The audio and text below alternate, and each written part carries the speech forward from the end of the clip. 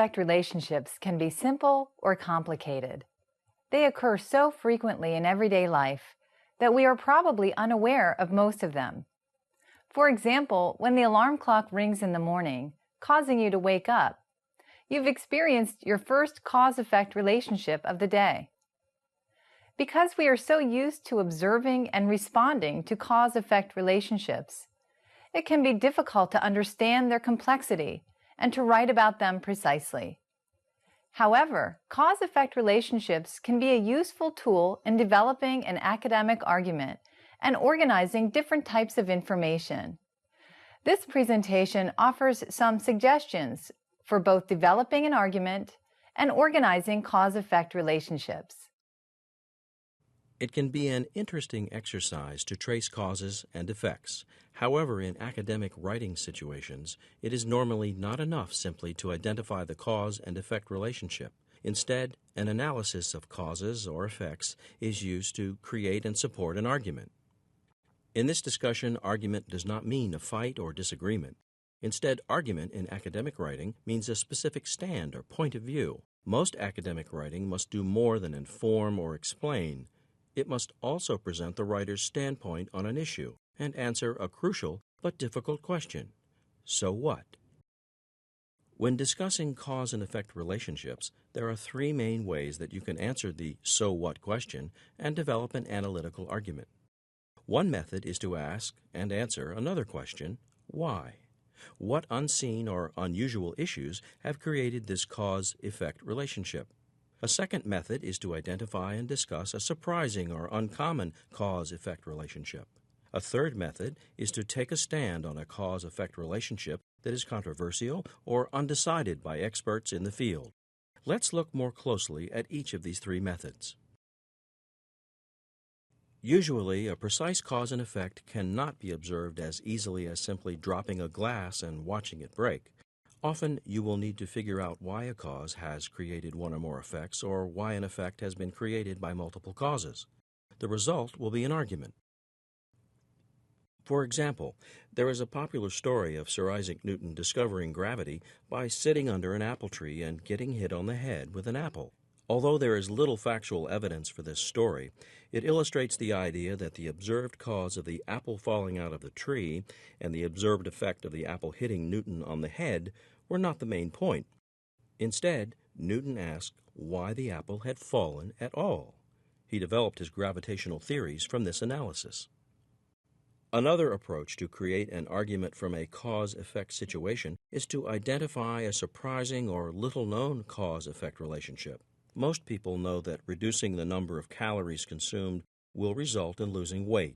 However, books, magazines, and videos about different kinds of diets continue to make millions of dollars. Why? Most claim to identify a surprising or little-known cause that can lead to the desired effect of losing weight. For example, one might argue that reducing carbohydrates, speeding up one's metabolism, or taking pills will result in weight loss. These are examples of surprising cause-effect relationships. We now come to a third method to answer the crucial so what question and develop an analytical argument in your writing. This method is to take a stand on a cause-effect relationship that is somewhat controversial or undecided. In this type of situation, it is perfectly valid to argue that a cause-effect relationship does not exist. For example, arguments for and against the death penalty are often about its intended and actual effects. If you think that one effect of the death penalty is that it deters violent crime, you might be for the death penalty. If you think that the death penalty has no positive effects, that it does not deter violent crime, you might be against it. Similarly, most people agree that there is an increase in carbon dioxide in the Earth's atmosphere. But whether you believe this leads to the effect of global warming might determine your stand on certain environmental issues. Your final argument may be affected by how you identify and discuss the cause-effect relationship. There are four main ways to organize causes and effects. One obvious pattern is to examine one cause leading to one effect. For example, the cause of dropping a glass leads to the effect of the glass breaking. However, this cause-effect analysis is very rare. Usually, cause-effect relationships are more complicated and also more interesting. More common patterns include one cause leading to multiple effects. For example, the cause of a tree falling could create effects such as more light in the woods, a new home for raccoons and squirrels, and more leaves and sticks decomposing on the ground. Another common pattern is multiple causes leading to one effect. For example, a runner can hear cheers of encouragement, can train hard, and position herself on an inside lane on the track.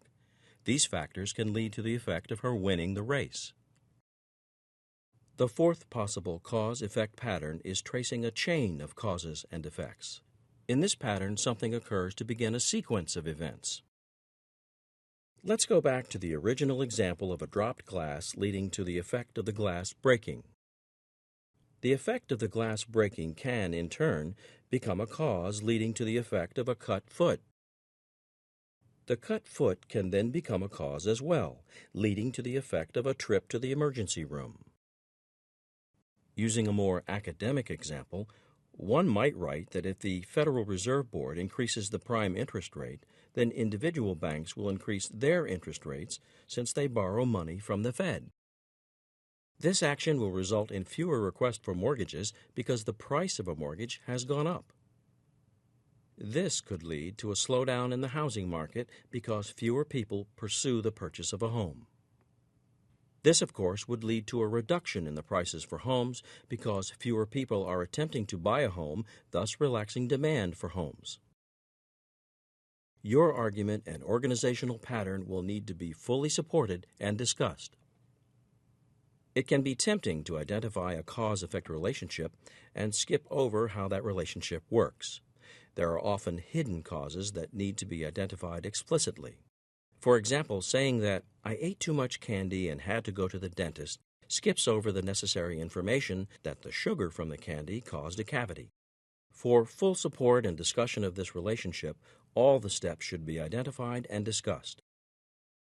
In this example, the writer needs to identify the intermediate fact that the sugar from the candy caused a cavity in order to complete the cause-effect chain. When you are discussing and supporting an argument involving a cause-effect relationship, make sure to avoid errors in logic. Sometimes it may seem as if an item or event is an effect simply because it happens soon after a potential cause. For example, let's look at the assumptions in this passage. The dog went into the kitchen. When I went in 10 minutes later, the garbage can was on its side and garbage was all over the floor. Therefore, the dog got into the garbage. Although identifying the dog as the culprit may be a reasonable assumption, it's impossible to do so.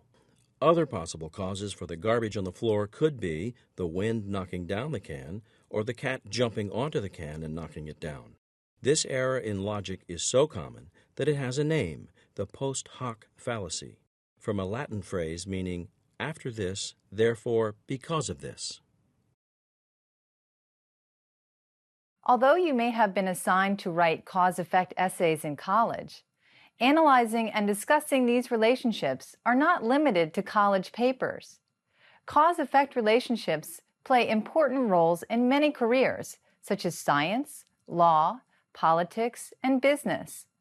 Efforts to observe and map out clear cause-effect relationships occur in these and many other professions all the time. It's a good idea to practice recognizing and describing cause-effect relationships now, so that you can continue this effort in your professional life.